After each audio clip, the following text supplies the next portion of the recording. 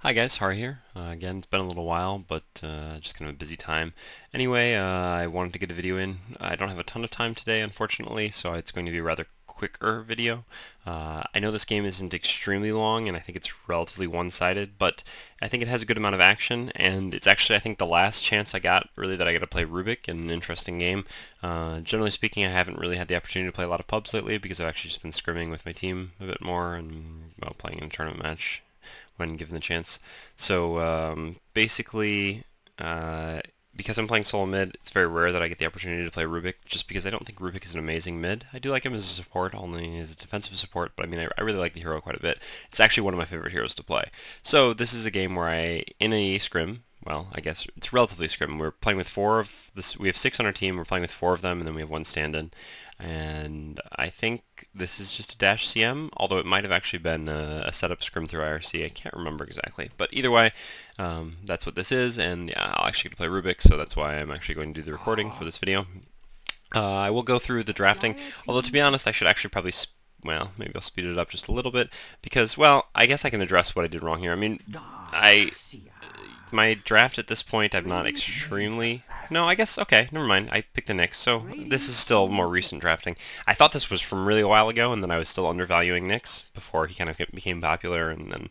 I mean, it wasn't necessarily that I agree with trends automatically, but after having seen Nyx's effect in a few games. But, for example, if this was me drafting right now, that's my second pick here would actually be an Ezreal, because Nyx Ezreal, it's extremely flexible. Both these heroes work really well in the safe lane because both of them do really well with experience, but they're also very good aggressive heroes, and a really nice combination too, because with Ezreal plus Nyx, you can basically just burn the mana of every hero in the opposing lane. So me right now, I would pick Ezreal. You can see I banned Magnus, they banned Dirge and Batrider, and I banned Silbear.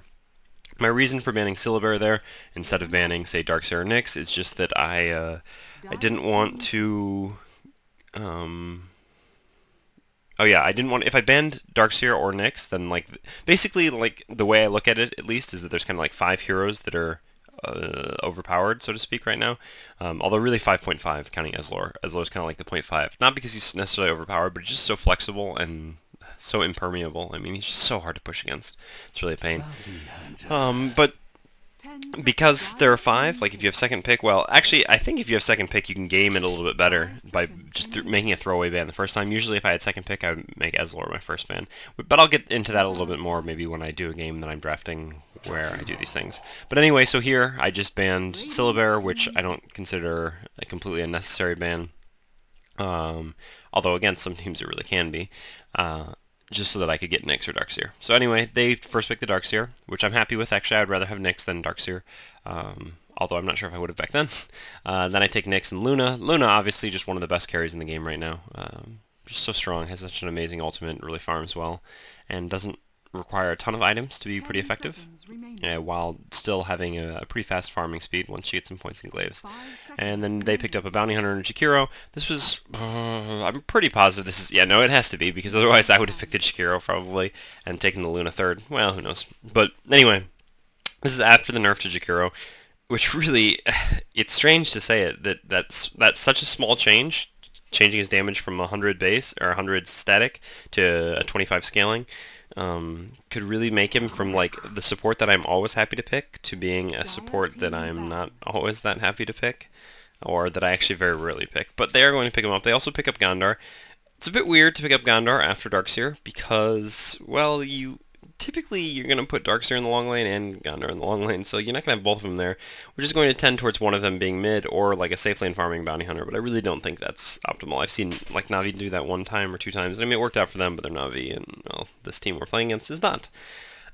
So I would guess at this point that Darkseer would be mid and the bounty hunter would be in the long lane. That would make more sense than putting the bounty hunter mid and the Darkseer in the long lane because, well, bounty hunter's just not a very good mid. I mean, technically he can sneak away and rune control with Invis and you'll never know what he's doing, but he has no capacity to actually push the lane. And while he is a ganking hero, I mean, it's just, I don't know, he doesn't provide enough. He doesn't have any nukes, he doesn't really have a great sort of source of harassment in the mid lane. Like, in side lanes, he's got plenty of room to maneuver around Invis 1 versus 1, so he can get some nice hits off, but in the mid, that's really not going to happen with the tower being so close. So anyway, I do ban the TA here. Actually, oh yeah, well, I guess I should address. I pick up Rubick. Well, like I was saying, I consider Rubick to be a very strong support.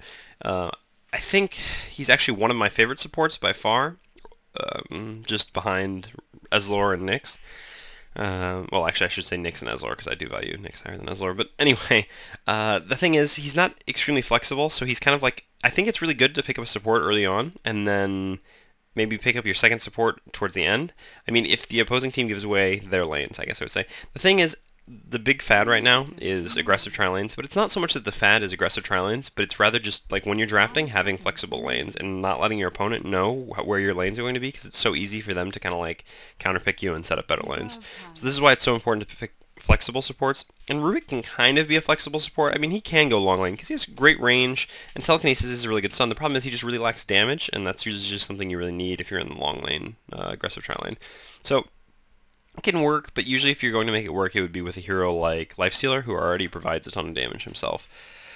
And there's really no way. Obviously, I picked Luna at this instance, though, so I'm kind of comfortable with taking Rubick for a defensive tri-lane, because, I mean, Luna's going to be in a defensive tri-lane. The only possibility, I guess, at this point, with Nyx, Rubick, like, I could still pick up, like, Lifestealer or something, and I think that would actually be a fine aggressive tri-lane, and then just put Luna solo safe lane. Luna solo safe lane would work very effective if I thought it was against Bounty Hunter. Against Darkseer, I don't think it's actually that good. I have seen it work against Darkseer, but I don't think that it should work that well against the Darkseer. But, I mean, who knows? The problem is that Luna doesn't have a lot of health, but I guess if she can get to her Tranquil Boots before Darkseer gets level 3 and starts creep skipping, then I guess she's going to be relatively okay. Still, I don't think it's optimal. The good thing for her, though, is if it does get that situation where she has to kill creeps under tower, she has a lot of base damage, thanks to her aura, similar to how Clinks can get a lot of damage from searing arrows and also last under tower. So yeah, I banned TA because, well, I figure there's some weird, I mean, they could maybe put Darkseer in the woods and Gounder in the long lane, dual lane, safe lane with Jakiro plus like Sven, and then put TA mid. And, I mean, they have the Darkseer, so that's one less hero that you can kind of counter TA mid with. I mean, Darkseer's out, Batrider's out. I would say these are two of the best, like, ways to lane against TA mid. I actually don't think TA is that strong anymore, but this was, like I said, a little while ago. Maybe it was before the nerf to her. I'm not really 100% on that one.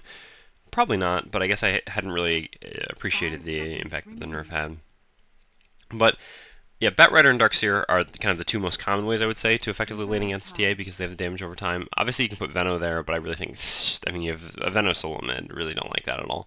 But the other one that I've actually come to like quite a bit more is actually putting Tinker up against the TA. Tinker is a very strong hero and does just fine against TA. I mean, you just got the March of the Machines build, and you can, I mean, you're not going to like beat TA in lane, so to speak. You're just going to kind of get free farm anyway.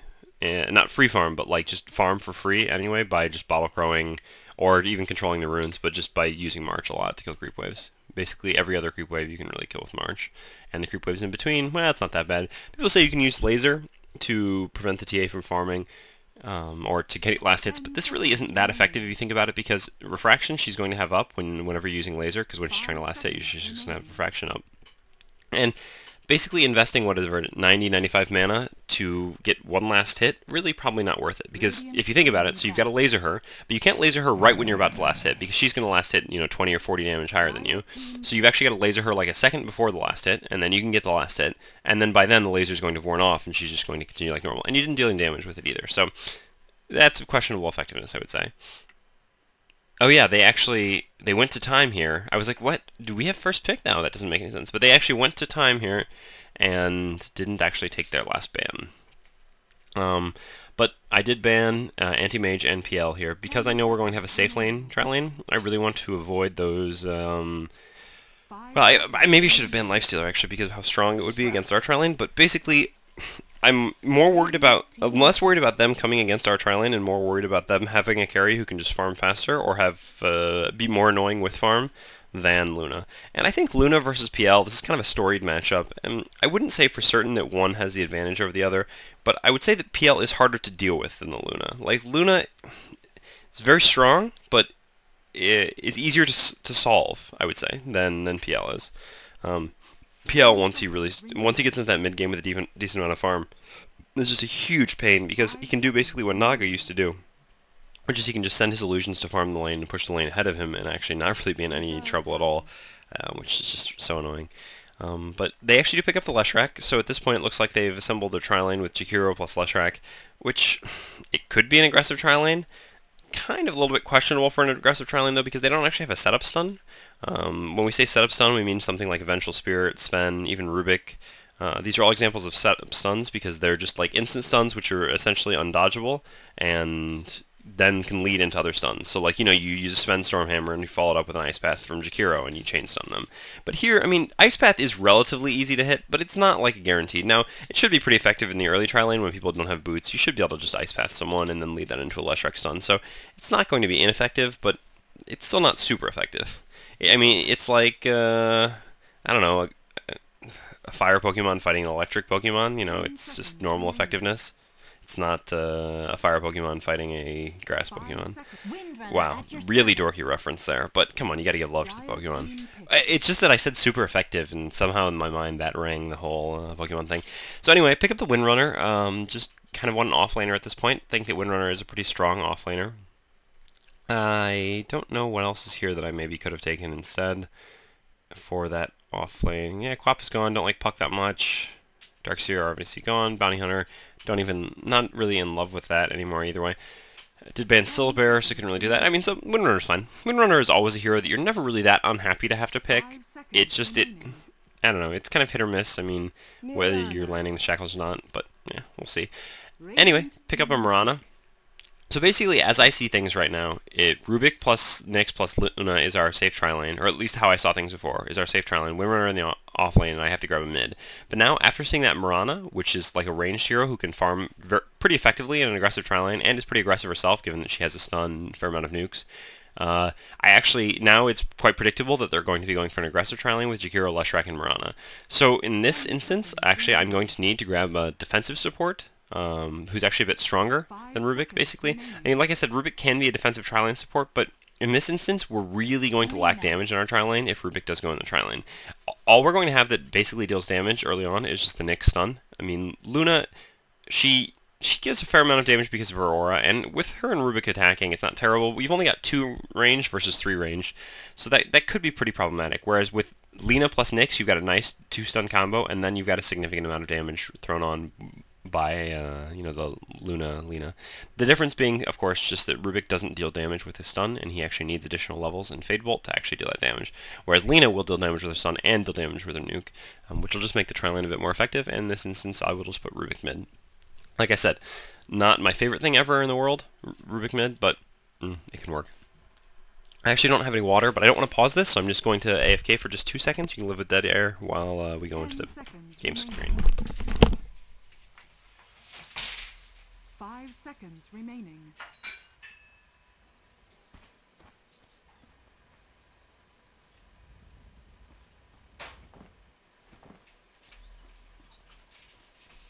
Prepare for battle. And I'm back. Sorry about that. Like I said, just kind of forgot the water. It's been a little bit, again, since I've actually done a VOD. But anyway, we will be following me. Here I go 3 branches and 1 tango, starting items, and we're just running bottom. The 4 of us to defend our jungle from invasive warding. With Rubick, he has such a good attack animation and a relatively low base damage that I would actually like to grab a Mantle of Intelligence as well, and just have the bottle a little bit later. Although, it's tough to say. Generally speaking, my rule of thumb is if you're going to use an ability to get last hits, usually just going 3 branches and a tango is fine, whereas if I'm going to use my right click to get last hits, I want a mantle as well. But anyway, we see them coming here. They definitely have a stronger level 1 than us, so, well, maybe we're going to back off. No, looks like we're actually going to fight, so we do land a stun. I do manage to telekinesis, and I'm going to actually bring him back to us. I could have actually telekinesis and thrown him into his team, but I was afraid that we might not actually get the kill then, so instead I actually pulled him back to us with the telekinesis. You can see this in this instance, I didn't actually level up any ability. Until we actually engage there, because if going mid with Rubick, I would actually rather have Fade Bolt level 1 rather than Telekinesis level 1. So anyway, I'm going to go check this rune here and actually see this Bounty Hunter who's actually just foolishly standing there, so he's going to go up on the cliff. You really got to be careful about that against Rubick. Cannot stand next to those cliffs. you know, level 1. I mean, it was fine for Gondar. He could just be invis there and grab the rune. Although once he saw me, well, I guess he couldn't see me because I was up on the hill and he wasn't, which is just the problem for him. But yeah, so he's standing up on a cliff now. That's going to be quite annoying for him because they probably don't have a flying courier to start, so he's going to have to wait until they get a flying courier, and then he's going to have enough money to courier himself a TP. So I'm just actually going to sit mid. And I actually thought I would be against the Darkseer mid, but as it turns out I am not. It's actually the Darkseer who is top, so I'm going to actually be against the Gondar mid, and having thrown him up onto the cliff is going to make things pretty easy here. I embarrassed myself a little bit by actually having missed one of those last hits. This should be free farm for me, obviously, since there's no one in this lane contesting me. But I blame having not bought the Mantle of Intelligence. Which, again, as I was kind of addressing, like, if you have an ability that lets you get last hits, and... No, I don't know how I didn't get that one. That was really close. If you have an ability which lets you get last hits, you don't necessarily need the Mantle or the little bit of extra damage, because you can just rely on the ability, whatever it is. There I was just kind of clicking nonsensely. But... For example, like something like Death Prophet. Death Prophet, you know, she can just use her wave to guarantee a couple last hits so she can get to a fast bottle. But other heroes, like maybe Queen of Pain, who, you know, you're not really going to use Scream right away, because usually you're going to have Strike at level 1 or level 2 and Blink at level 1 or level 2. So you're not really going to have effective levels in Scream until like 4. So it's less reliable to use it to last hit creeps. Also, you have to kind of run for it. Although, I mean, I guess that doesn't matter so much because I would count Panda in the heroes who can actually just go 3 branches in Tango. But anyway, so yeah, all this kind of just amounts to the fact that I think, well, you could really go either way on Rubick because he does a Fade Bolt with which you can pretty reliably last hit, but he also has a very nice animation, so you can kind of just effectively last hit with using right clicks if you get in a little more damage with the Mantle. So I am going to be against a Bounty Hunter, which should just make this pretty easy for me. I mean, he should actually probably, well, he basically needs to start getting, wait, no, he's level 2 now, so actually he can kind of start harassing me. Although I'm going to have such a fast bottle, it's going to be very difficult for him. Because basically with that bottle, if he harasses me at all, I can just like use the bottle to get back health and mana, because I want to get back mana anyway, because I plan on using Fade Bolt quite a bit in this lane. I should actually be just hitting him with a few more right clicks here. The annoying thing is obviously that we're on his hill right now. But you can see I'm using pretty frequent Fade Bolts here, and I'm actually looking to see where the rune is. I should have actually already been sending myself my bottle, but a little bit slow on that here. But anyway, just going to, yeah, basically continue. Oh yeah, I should send down this, drop down there. You can see I actually am leading in last hits now, which, well, I should actually be leading by more than that, since, oh. Well, that, actually, no, that one right there, not to blame. It was actually the range creep, range creep. I've been playing with South Africans too much. Range creep, actually missing uphill that caused me to mistime that because I was actually counting on it hitting, and then I was going to hit right afterwards. This is always an annoyance when you have to deal with range creeps when they're downhill, whether they can miss uphill, like timing your last hits based on it. But yeah, you can see that basically I'm just using Fade Bolt whenever it gives me an opportunity to last hit, and I can bounce it to the Gondar. And yeah, it's working pretty effectively for me so far. He's got 4 last hits, whereas I've got 14 and 4 denies. So I do know that there's a rune bottom here, or I presume it is, unless someone from the lane grabbed it, but no one did. So actually, I am going to come bottle this Invis rune. Now, me, generally, I'd just like to sit mid and farm for a while, but I have an Invis rune, and it's next to the tri-lane here, so there's a pretty decent, this is a pretty decent opportunity to actually go gank. So I pop the Invis rune, come down here, and tell my team, alright, let's go kill someone. So I'm just going to kind of look for someone to telekinesis. The Jakiro seems like a good target because his ice path can be so painful, and if we start focusing him, it puts him on the back foot, so he can't actually ice path. You see, he actually doesn't ice path at all in this fight, and then you can see I just kind of Fade Bolted some heroes to deal some damage, and that was basically that. Also, kind of while staying a little bit spread out, although I clumped up for a second there, kind of foolishly. But yeah, you can see that basically the Jakiro, maybe he should have reacted a little bit better there. I mean, he should know that there is going to be the stun coming in from Leshrac to maybe back him up, and therefore he can actually turn around an ice path, which might have turned out a little bit better for them. But anyway, I camped out bottom just a little bit longer just to see if the rune would spawn there, but surely enough, the rune has actually spawned top. I think, do we have a ward there? I have to assume that is actually our ward. It's a little weird in the replays trying to look at the wards, because, yeah, well, it's kind of tough to tell if it's actually one of them. But yeah, I must have it there because I think I just clicked on the Gondar as he goes to grab the rune top. By the way, I should say Gondar is Bounty Hunter. Just kind of habit to say the shorter name rather than having to say Bounty Hunter each time. I guess I could say BH, but whatever. But anyway, so I know that he has double damage, which is going to make it a little bit more annoying for me, but I am going to, once again, basically once I predict that he's going to be walking into the Fade Bolt, just hit him with it, and then give him a little bit more harassment. I don't really want to sit back and try to trade last hits with him at this point, since he, you know, does have the double damage. And actually, I guess I'm going to go grab my Arcane Boots now. Basically, I guess this is the point at which I talk about build and such. I actually thought I had enough money. I realized that I actually need to sell, yeah, my... sorry, I got a message on Skype. I swear to God, I mute everything, and then there's always one thing that I forget to mute. In this case, it's Skype. But yeah, so I guess talking about builds a little bit. Well, with Rubick, I would say some people like going for. Yeah, you can see as soon as I get my ultimate, I am going to steal something from it, even though it's not the most effective thing in the world. You never. It's just one more spell to have. But anyway, some Rubicks will advocate a null field skill build, but I really think that it's just better going more points in telekinesis. And I think most people do generally go this route as well, so I think it's fine. Not that because more people do something, it's actually fine, but I do think it's justified. I think plenty of people find it justified. Anyway, it's neither here nor there. So basically on Rubick, if you're a support Rubick, you should get telekinesis at level 1, and then you max Fade Bolt, and then max telekinesis. If you're Rubick mid, you can actually just get Fade Bolt at level 1, as you saw. Well, I would have done here, but I actually had to grab telekinesis because we had a level 1 fight, and then max Fade Bolt, and then max telekinesis. Basically, you can see here, I've got 3 points of telekinesis, or 3 points of Fade Bolt now, 2 points of telekinesis. I got my ult. The next point, I'll get Fade Bolt again, and then I'll finish off telekinesis, and then I'll start getting a couple points into my passive. So actually, there is a little bit of action going on down here. It looks like Luna might be in a bit of trouble, which is unfortunate. Yeah, she is going to die.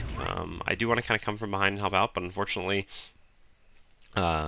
yellow is actually, I guess, across the map warding, so even if I'd gone invis down there and tried to gank someone, it wouldn't really have accomplished a whole lot. So I'm just going to head back to mid, and maybe I'll look for another opportunity. Right about now, I probably should be couriering myself my magic wand, as well as a TP. I should pretty much have both of those at this point. As far as items go on Rubick, I think, well, if you're mid, you get a bottle. If you're not mid, you don't. You know, magic wand, or boots, magic wand, these are pretty much standard. Arcane boots, I would say, it's pretty much what you have to do all the time.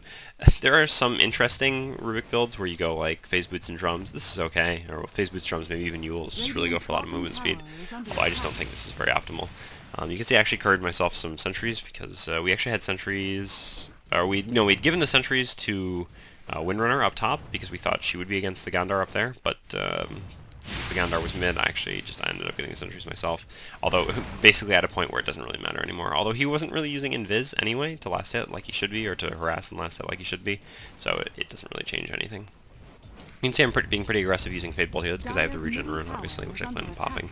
I still haven't couriered myself a wand and TP, but you can see actually I'm doing that right now. So, well, not too slow on that.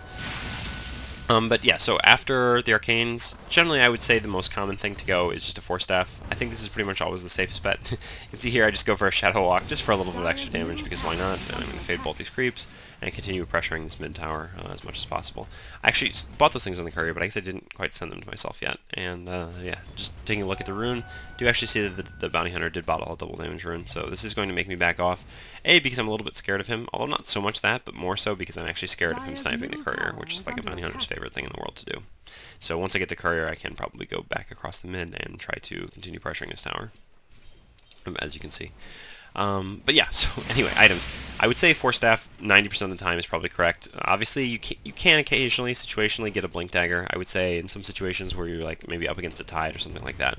Well, I still think usually Force Staff is just going to be better in most of these situations.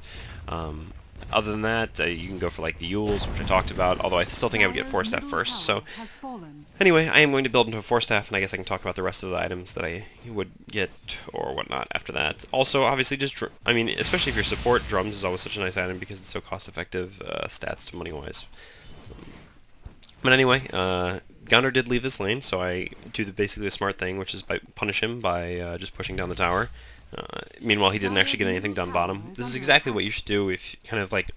Well, I mean, you can go counter gank as well, which is actually what I'm going to do now, but I think just having pushed the tower first and then force him to come back and then go gank, it's just kind of like, it works out perfectly. So I do actually come down here. Unfortunately, I don't actually have any spells stolen right now.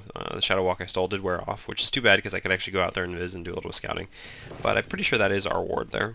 Unfortunately, the fact that they back off shows, or indicates to us that they actually had a ward, and they saw me coming, so we actually know exactly where that ward is, just in kind of the typical ward spot there.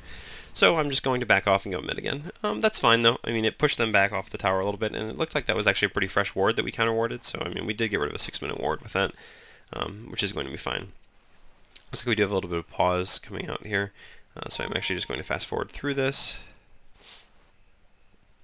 Oh, no, that's not fast forwarding, that's slow forwarding.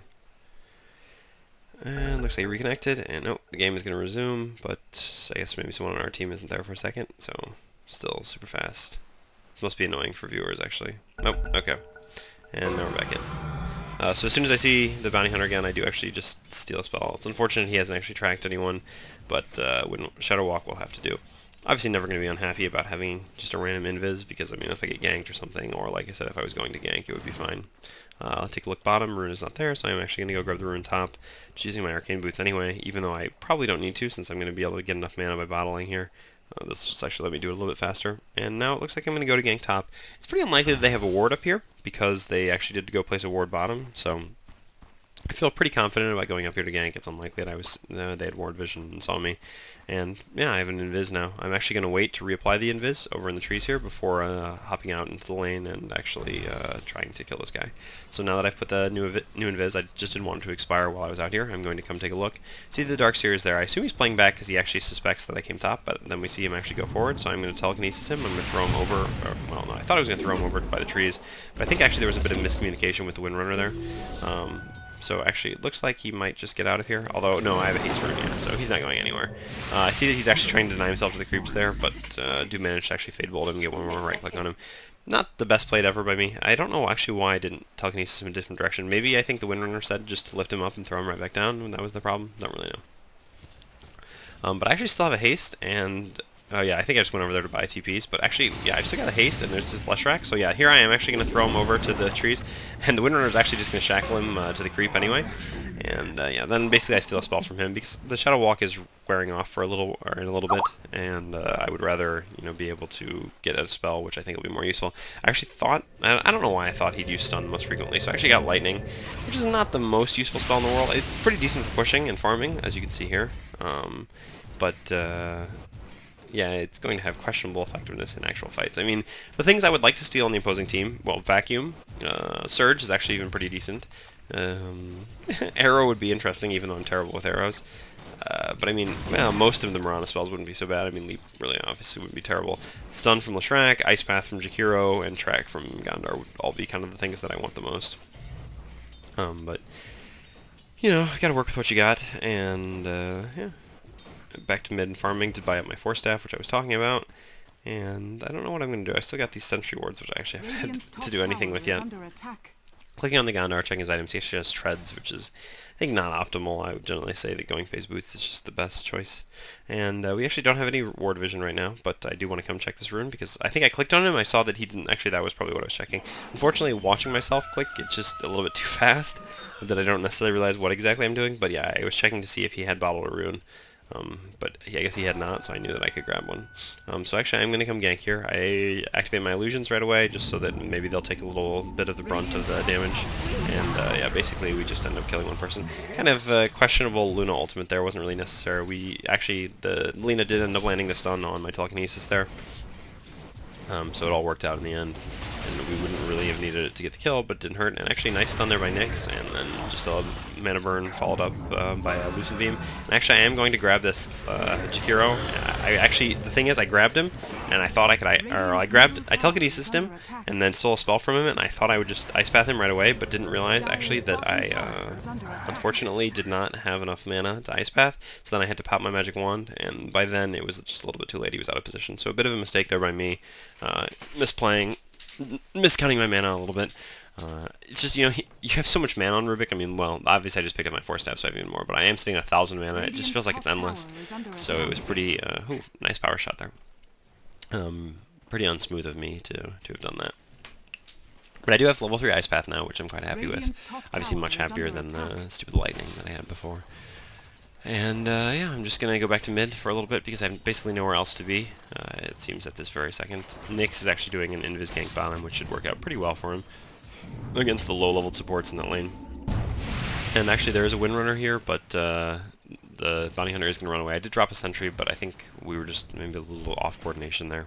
This was still earlier when we hadn't played a lot of games together, so I mean our coordination really was kind of lacking, I would say. Top tower is under attack.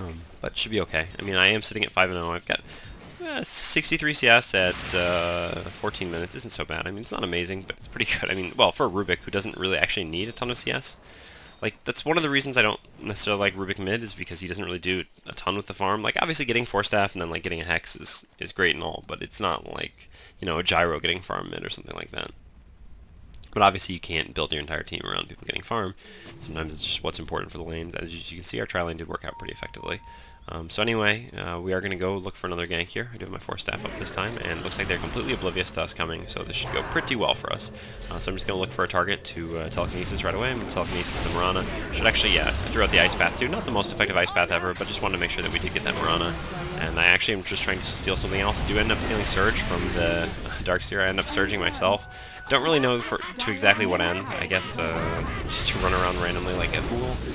But actually, Windrunner is coming in here. Doesn't actually manage to shackle anything, but one Fate Bolt plus a little more damage is fine. I end up telekinesising a creep onto the Jakiro, just to guarantee that I get the kill, or that we get the kill.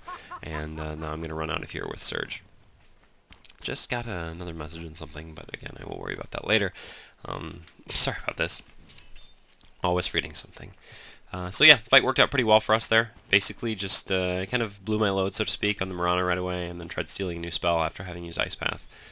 Although Ice Path is a pretty short cooldown, so an argument could be made for actually not having stolen, trying to steal a different spell. I'm not sure exactly what it was that I thought that I was stealing anyway. I mean, Surge, like I said, is a fine spell to have, and I'm pretty happy to have this 2-point Surge.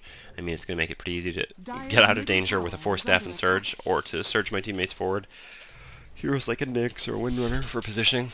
Sorry about the yawn. Did get up pretty early today. So just going to actually continue pressuring bottom here. Actually see this Jakiro way too far forward, and he's basically dead. Just going to pop the DD rune. I'm going to telekinesis him, steal a spell from him, and hit him, throw the Ice Path. Fate Bolt should be coming in a second, and yeah, that's enough to finish him off. I actually saw him use the Ice Path in this instance on the creep wave, so I knew that if I stole from him, I would get the Ice Path, which would actually get us the kill. And yeah, Darkseer's still hanging around there. Unfortunately, I didn't have telekinesis, so really no follow-up on that, or telekinesis nor 4 staff. So again, just going to head back to mid.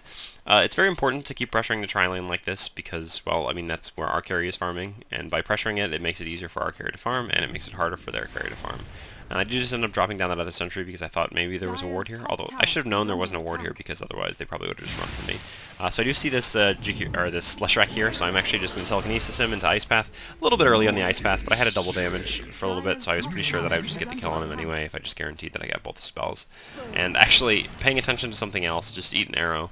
But this is actually going to work out pretty well for us because it's actually going to walk him right into the Nyx Assassin and then into an Ice Path. Still not bothering to steal anything else necessarily because I don't actually need another spell, but now I actually think that I do, so I actually grab this vacuum them both, but unfortunately a really nice Ice Path from the Jakiro blocks off any continuation, although the Darkseer just hanging around. I guess he thought maybe we had a little bit less than we actually did, and actually just another sentry thrown down, which is actually going to enable us to kill off this Gondor most likely. Unfortunately, his tread's actually buying him a lot of life, so yeah, looks like he's going to survive. Nyx does throw down another sentry, but it's not the direction the Gondor ran. I do still have most of my spells, although not a ton of mana for him. I should actually be bottling up once more real quick here. I do have my stick charges. I'll use the stick charges, use something. Nope, not going to happen. I did end up bottling up in the end there, and now I actually do use the stick charges so that I can vacuum some heroes and try to save my teammates. But we probably could have killed the Jakiro if I'd been a little bit more efficient with my mana. And I do have my Arcane Boots up now, and I actually see that there is a rune bottom, so I'm going to pop my Arcane Boots and head on down to that rune. Fortunately, the Gondor is actually not going for it. You know, he needs that Invis rune so badly too, so... Meanwhile, all this action is happening. Our carry has been farming bottom, and Windrunner has been getting a fair amount of farm top as well, which is certainly good. I do get tracked, which is unfortunate, but the good thing about getting tracked is that it means I can steal track, and I now have track, which is awesome because that's a great spell. I think this might have actually been before the Bounty Hunter nerf. It's tough to say. I don't know. I mean, I'm sure I'll tell in a second because right now I don't have plus any armor. And we'll see later once I have track off me if I have any plus armor. But anyway, Nyx just manning up on that Leshrac. I actually don't have a lot of mana, so I'm actually just going to telekinesis the Mirana just kind of to keep the Nyx safe. There was another Ice Path thrown out, but I'd rather have track than the Ice Path. And as soon as track wears off me, I actually do just pop this invis. And actually I have still 4 armor. Sometimes there are bugs where like the game, when you're watching a replay, tells you incorrect information based on the current version rather than what the abilities were actually doing at the time. So it's tough for me to say. But I think this probably was after the Bounty Hunter nerf, which is also probably why I didn't prioritize the Bounty Hunter that highly.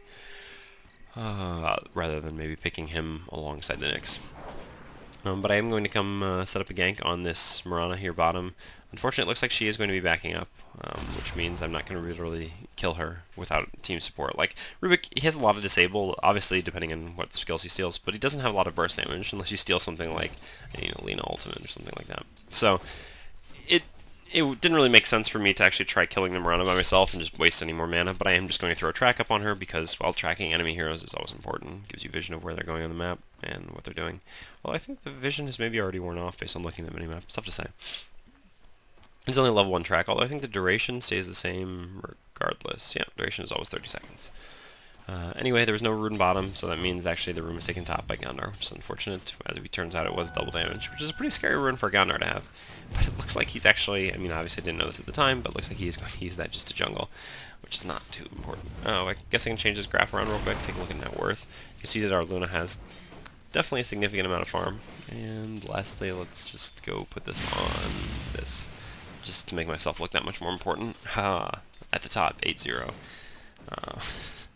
Obviously pretty irrelevant what my score is on a Rubick. I mean, it's just more important that my team is actually having a lot of success. See some action going on top, so I am going to TP and shift Q to kind of do something up here. Ooh, really nice stun by the Lena there. Do throw out a track on the Lishrak before running in, and then Lena actually bursts him down. We've got Luna running in now as well. Lena. Uses the BKB and the ultimate, so we actually do manage to get 2 kills there. I really want to get this track off before she dies, and just barely managed to, which is giving us a lot of nice track gold there. Really important to get those track. I mean, like there I could have used basically any spell, but I mean the person was going to die anyway, so obviously just apparently important to manage to get the track off. Again, didn't steal anything in that fight because having track is so important. Ultimately might have been worth it to steal something because track is going to, my spell steal is going to wear out pretty soon here, so having a new spell might be more important. But again, like I said, track is just so nice. I mean, really, it is the reason you pick Gondar or Bounty Hunter. So having it is going to be huge. And I've got 4,300 gold now. I don't actually know what I was saying. Oh, yeah. Basically, well, they were saying if we could just finish the game, and I was saying, wow, Luna's having fun. I mean, she's just farming. What carry player doesn't like to just sit there and farm? Especially on Luna. I mean, God, farming on Luna is so much fun, to be honest. So, I might have considered going for some other sort of an item, like I was saying, maybe Yules or something like this. But because I have so much gold, I'm so close to getting Hex anyway, I might as well just go straight with Hex. I mean, Hex is an amazing item. The problem with it is just that it's very expensive, and it's tough to always go to such a big, expensive item. I mean, like, yeah, you can always get the Ultimate Orb in between. And Ultimate Orb certainly isn't a bad item, but it's not amazing either. I mean, for 2,100 gold, obviously it costs more than drums and gives you significantly less. So, it's not the best item to have to pick up, kind of like with your second chunk of gold, but at the same time, like I said, because I have so much gold in this instance, I can actually just get it and go straight to that Hex. So actually, after killing this creep, I probably should back off to the side shop here and just buy up an Ultimate Orb and some TPs. And then I can actually send the courier to get the rest of the Scythe when I have the chance. We'll see if that is actually what I do here. Looks like it is, because I need to find, yeah, Ultimate Orb. Didn't actually buy the TPs, so, oh, no good, Hurry, no good. But I do actually see that my spell has worn out, so I'm just going to go grab a spell from the Darkseer. Interesting that his last spell was actually Vacuum. I guess he was killing creeps using Iron Shell and Vacuum, which I'm not going to lie, I've done it before too. But it's pretty unfortunate for him. Meanwhile, it looks like there's a little bit of action going on in the mid here. Sentries placed down are going to lead to a Bounty Hunter kill. And that Nyx's really paying dividends. But yeah. The thing is, obviously I want Vacuum so much more than I want Iron Shell. Now, we don't actually have a ton that actually works super effectively with Vacuum. I mean, you know, certain doesn't hurt with Luna. Obviously the Glaive's bouncing around or putting her people close to her so that they can't get away and they're just going to eat a bunch of Eclipses. Obviously Nyx, it kind of works too. Works well with Telekinesis, Power Shot's decent. Lena, it's obviously pretty nice. But I mean, we don't have stuff like, you know, a Sven or an Enigma or you know, stuff like this. Oh, eat an arrow. Real dead there. Trying to save Luna's life, but... Oh, no, maybe not real dead. Oh, God, what a nice teammate. Just going to come save my life for doing foolish things. Oh, Leshrac, no, you cannot get out of here. Yeah, Luna actually does go in there, man up, and ends his life. So I still have this Vacuum, so that's why I kind of... Well, I wasn't really in a hurry to steal any spells there, because I was getting beat up pretty badly anyway. It looks like there is a little bit of action continuing over here. Unfortunately, Luna does die, which is unfortunate, because, well, she gives up 600 of one of her gold. And there's all these creeps on me, and, well, all these creeps lead to a Hex. I'm actually going to run away here because I see the Darkseer and all them coming after me. Unfortunately, I'm tracked, which is kind of bad news. I would have actually liked to Telekinesis one of them up, but instead I actually Hex. I'm actually... Oh, there's an Invis Rune, I'm so close, but no. Wasn't meant to be. So a little bit greedy there, hanging around to kill those creeps and buy up my hex, which also gives up another 644 gold. So if there was a way they were going to come back, it was certainly by killing a few of us who had a lot of kills. But as we can see, gold graph, experience graph, pretty far ahead. I mean, we've basically been in the lead and never looked back. Like I said, not maybe the most interesting game ever, but I feel like there's, like I said, a fair amount of action. I mean, there's been, what, 38 kills in 24 minutes? It's like a kill and a half per minute. It's pretty good. And, I mean, I'm doing stuff, which is important. And Windrunner not doing stuff so much. Waiting way too long in that power shot. I mean, she wouldn't be killing the bounty hunter anyway, but I guess the power shot kills the creep, so it doesn't really matter too much in the end. Good news is she's a little bit weakened, so maybe the Nyx will find her in the jungle. Unfortunately, it looks like they are going to push our tier 2 or tier 1 bottom. Fortunately, though, this will actually no, not really Chinese TPs, only 2 of them. Should maybe one run in case they actually did follow up on him. Does get a nice mech before the arrow's gonna hit. Use wind run, use force staff. Oh no, I'm gonna die to the burn damage. I'm actually gonna buy a TP as soon as I get up, and no, looks like they're both already dead. But I am going to TP in because, well, I'm kind of an idiot. Unfortunately, they don't appreciate how long the TP actually is, because 2 people have TP'd in before, and they actually burn all their spells trying to time it out. So I do live because of this. Thank God. But, yeah, I'm actually going to put my hex in the right spot because it wasn't before. But yeah, so I guess I can be thankful that I had such a long TP, because otherwise I would be dead. But no, I'm not. So like I said, did go force staff into hex. If I had to get another item after this, it's really tough. I mean, generally speaking on Rubick, you don't really even get this many items. You could basically go with anything. Like I said, a Yule's would still be fine. At this point, you could still maybe conceivably go for the Blink Dagger, although I probably wouldn't do that. Although Blink Hex is such a nice amount. I mean, Blink, Telekinesis, and Hex is such good initiation. Not like legit initiation, like something that like a Tide Under or Shaker does, but like, you know, small level initiation. I think there's a little bit of action going on top. Maybe Luna's going to make it out. Maybe not. Oh, yeah, looks like she did actually manage to TP out, so that's good news. I'm just pushing out bottom because the flame was so far pushed up. Gonna buy some TP scrolls, and I guess maybe the Nyx was flying himself something on the courier, and the opposing team tried to kill it, and that's how they all get baited into dying. People like to call it bait when they are in a risky position, but their teammates come and save them and kill the other people, and they don't die. Yeah, it's bait. It was intentional. Anyway, intentionally I did steal something from the Gondar. Unfortunately, it was not track, it was Shadow Walk here, but level 2 ult, fine. Oh, or maybe they're asking if, he was asking if they baited intentionally with the courier. Who knows? Well, that was probably it, actually, because I did see their courier in there. But yeah, I think it's time for us to take some tier 2 towers. Like they were saying, just push and end it. I actually do see this Leshrac over here, so I'm going to telekinesis him. I would actually like to throw him somewhere, but I just wanted to steal his Split Earth instead and stun him to guarantee that we got the kill. And yeah, that's 1 tower and 1 kill, and now we can transition to bottom. I actually had the Hex too, so I actually didn't even need to worry about doing that combo. I'm not sure if I remembered that. As usual, I kind of have a problem, sometimes at least, relating to when I first pick up an item. I forget that I have it right away. At least with some items. I mean, Force Staff, I'm usually going to remember that I have that right away, or Blink, or stuff like this. But, you know, just like a disabling item, like Hex, because, you know, you've been playing 25 minutes of the game or whatever without it, and then suddenly to have it, it just kind of takes a little bit of getting used to. Would like to actually grab one of them here, but Darkseer is actually going to throw down his wall and then vacuum no one into it. So this does mean we need to be a little bit careful here because, well, they have a wall. But, I mean, with Luna's Manta, we can destroy this tower pretty easily and not really have to run the risk of running through the wall. Do manage to dodge the arrow this time. Actually going on this bounty hunter illusion there. Nice job by him using a little bit of illusion bait. Although we should have known that he wouldn't just be running in, not invis, but still, clever idea. Anyway, so I'm just saying that we need to place a sentry right where I ping. That's basically when they have an invis on the other team, you really want to place a sentry there so that they can't just come in and steal the Aegis. And so yeah, Nyx comes and does that, and now we can continue taking Roche. We don't have any amazing Roche taking heroes, but Luna is pretty good when you're taking Roche's 5 because she gives so much damage to the team. Anyway, Lina gets ulted or arrowed here, so we're actually going to try to defend her. We really don't want to run up this choke point. Yeah, like we all run into Macro Pyre plus Ice Path, although it didn't really matter too much. I'm going to actually hex this Jakiro here, then I telekinesis and throw back the Luna. We do actually, I think he still have a sentry place down there, so we actually might still be able to catch one of them. Maybe the Darkseer. Yeah, it looks like the stun will come out on the Darkseer. I have another Fade Bolt, and that will be enough to finish him off. And now, well, I guess we could actually, yeah, I think I just want to go, I mean, I think Luna wants to go back for the Roche because Roche is so low, but I'd kind of rather just go take their base now. They've got 3 people dead. So it looks like Luna's actually going to buy, maybe, I guess, her Eagle Song, just for a little more damage. But, yeah, what I was saying, well, yeah, we didn't actually get hit by the Macro Pyre, but, like, we should have been hit by the Macro Pyre. It was really stupid to run up that choke point like that, but I guess we just figured we're so far ahead that we weren't really afraid of it. Do end up stealing Arrow, so I used the classic Telekinesis into Arrow combo on the Mirana there, just guaranteed to kill, even though, like I said, I still have a Hex. Actually, did see a Gander there. I think maybe I was thinking about hexing him. Instead, I'm just going to Hex this Leshrac, Fade Bolt him. Don't actually have Arrow or anything like that, but just a couple right clicks will work out. A little bit of bad manners coming out from Hellbird there. But anyway, we take bottom racks. Looks like we're going to rotate towards mid. Again, just Fade Bolting creep waves to get through this as quickly as possible.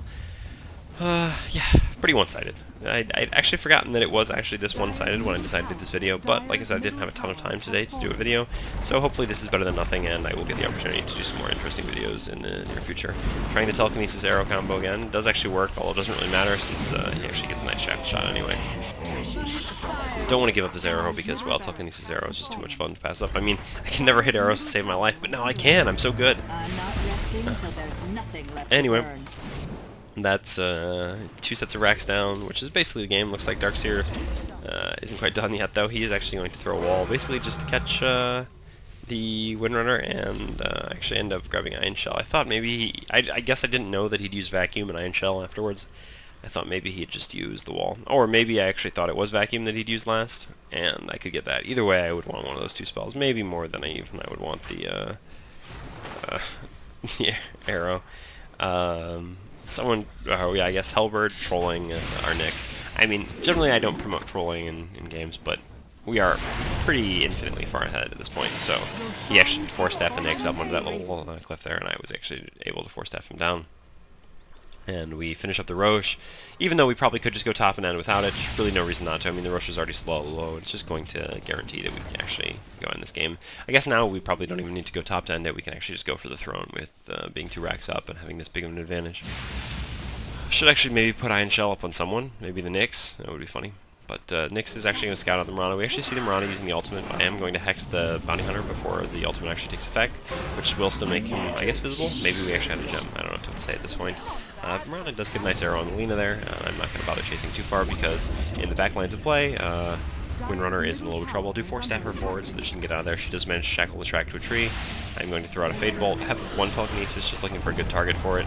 And I guess it's going to end up being Leshrac. I tried throwing him over towards where the Jakiro was, but it doesn't really matter. They both just get melted by the Luna anyway. And now there's just this Darkseer running around.